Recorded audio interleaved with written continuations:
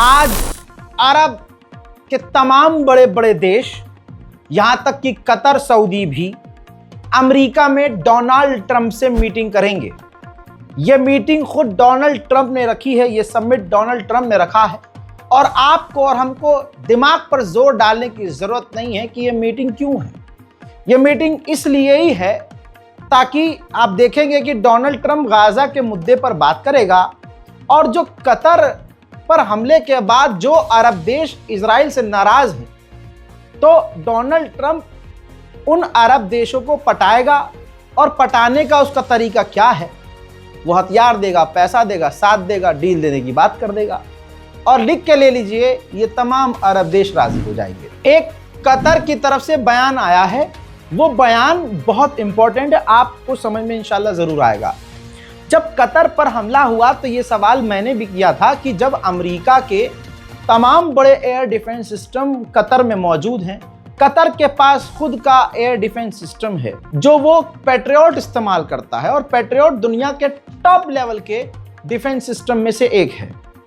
तो आज कतर ने कहा कि वो हमला रोकने में इसलिए इजराइल का फेल हुए क्योंकि वो जो एयर डिफेंस सिस्टम था पैट्रियट, उसकी बैटरीज अलग डायरेक्शन में थी। नहीं आया समझ में? आसान करता हूं, बहुत आसान बोलूंगा।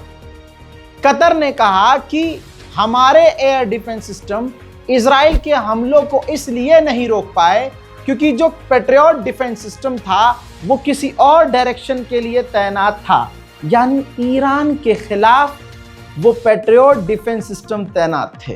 अल्लाह अकबर। सोचिए कतर के साथ कितना बड़ा धोखा हुआ। उसको मतलब उसने अमेरिका इजराइल की चाटुकारिता करते में इजराइल पर भरोसा किया और अपने डिफेंस सिस्टम ईरान के खिलाफ ईरान की डायरेक्शन में तैनात किए कि कहीं वहीं से मिसाइल आई इजराइल की तरफ, हम उसे रोकेंगे। लेकिन हुआ क्या, जिसको कतर बचा रहा था उसी इजराइल ने कतर में हमला कर दिया और अब इजराइल पूरी तरह से हमला करने के बाद भी कतर को धमकियां दे रहा है। उधर जब इजिप्ट ने अपने सनाई में हजारों की तादाद में फौज तैनात की तो इजराइल नाराज हुआ और इजराइल ने पापा से शिकायत कर दी, डोनाल्ड ट्रंप से। अमेरिका ने भी इजिप्ट से बात की तो इजिप्ट ने अब सफाई दी। इजिप्ट ने कहा कि हमने अपने बॉर्डर के रक्षा और सुरक्षा के लिए अपने मुल्क के अंदर सेना तैनात की है, हमने इजराइल अमेरिका के साथ कोई डील नहीं तोड़ी है। यह है दोस्तों अरब की औकात। वहीं दूसरे अरब देश लेबनान पर रोज इजराइल हमला कर रहा है और मारे सिविलियंस जा रहे हैं, कोई आतंकवादी नहीं।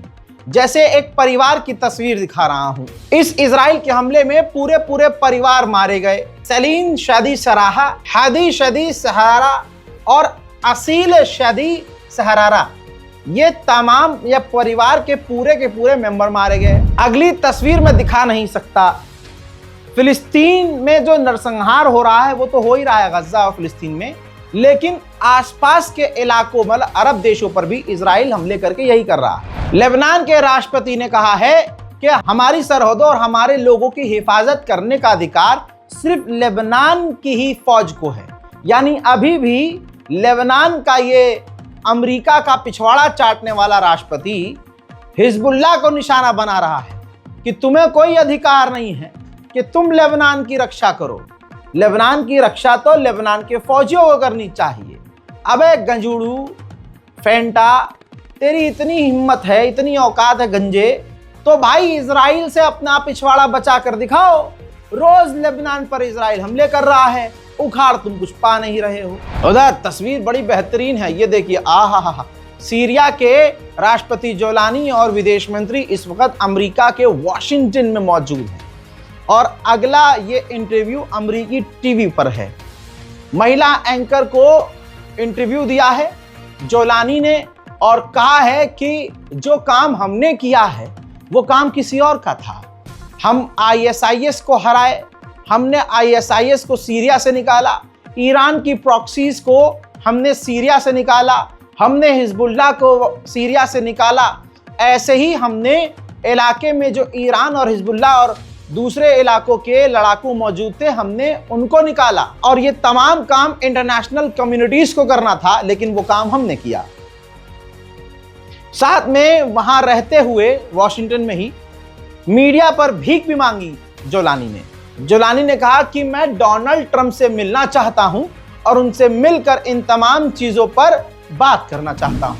अब सुनिए, अमेरिका के अंदर जो सीरिया के लोग रहते हैं उनको अमेरिका सिक्योरिटी देता था, लेकिन इसी अमेरिका ने अब सीरियंस को अमेरिका के अंदर सिक्योरिटी देना बंद कर दिया है। इसके पीछे की वजह यह है कि अमेरिका का मानना यह है कि जब आपका मुल्क ठीक हो गया है और वहां अब एक स्टेबल सरकार आ गई है जोलानी की, तो आप हमारे मुल्क में क्यों रह रहे हैं, आप सीरिया जाएं और वहां रहें। उधर नेतन्याहू ने जोलानी की औकात बताई और कहा कि 99% हमारी डील सीरिया से हो चुकी है, बस 1% पर कुछ जो मुद्दे आते हैं उस पर अभी हमारी डिस्कशन जारी है।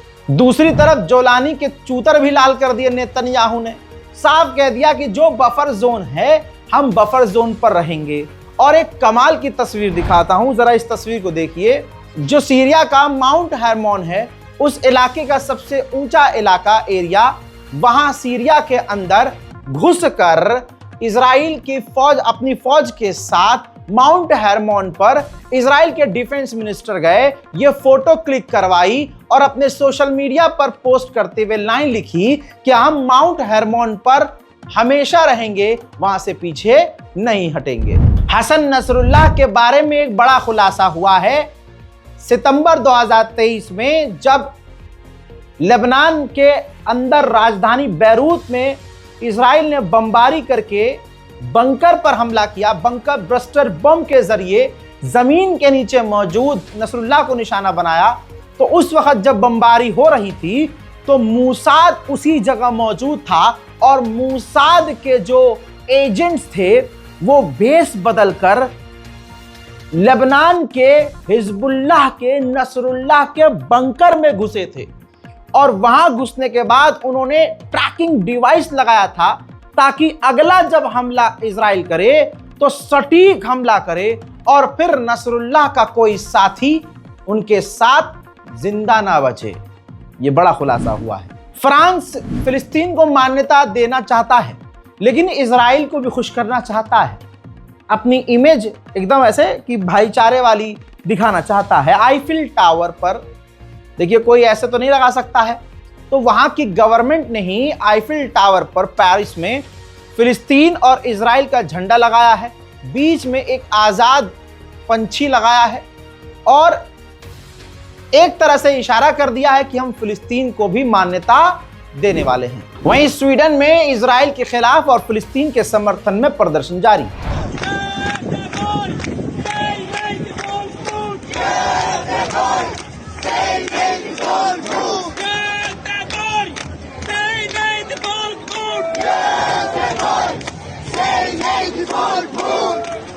ठीक ऐसे ही फ्रांस के लोग भी सड़कों पर हैं और इजराइल के खिलाफ नारेबाजी कर रहे हैं।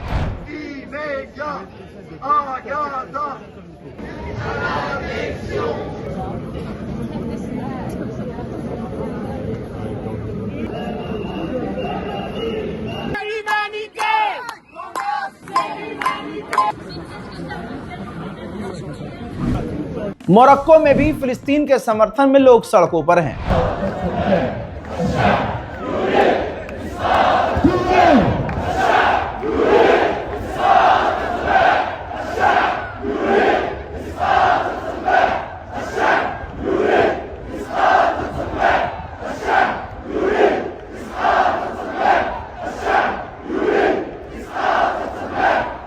ऑस्ट्रिया में भी फिलिस्तीन का समर्थन किया जा रहा है।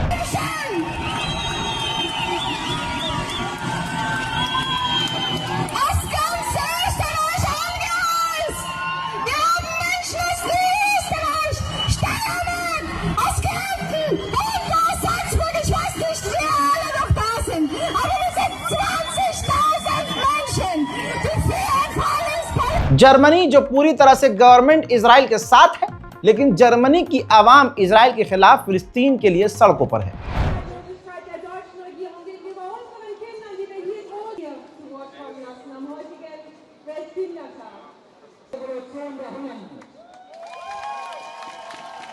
Regenschirme, sofern es sich nicht um sogenannte Taschenschirme, das heißt gegen das Militär.